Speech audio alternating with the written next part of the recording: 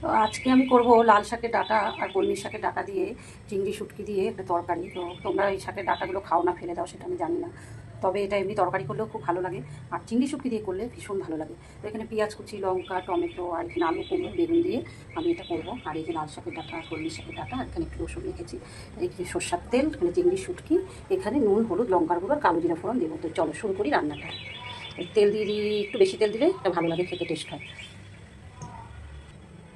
এগুলা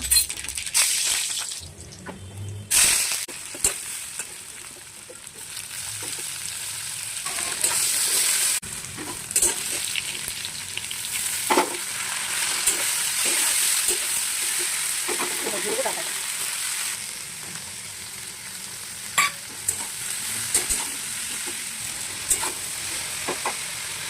দিলাম রসুন। এবার এটা একটু কষানো হবে। রান্নার ফাঁকে একটু বাইরে আসি, তোমাদের ভিডিও করে দেখায়। বাইরে প্রচণ্ড রোদ, আর ভালো লাগছে না, একটু বৃষ্টি হলে ভালো হয়। একটু কষানো, একটু টমেটো দিয়ে দেবো আর জল দেবো, এটা রসা রসা হবে।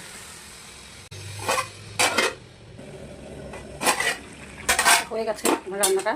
তো আমরা যারা বাঙাল একটু সবজি টবজি দিয়ে শুটকি খেতে ভালোবাসি, তো তোমরা কারা এরকমভাবে রান্না করো জানাবে। হ্যাঁ, আমার তো এটা ভীষণ ভালো লাগে।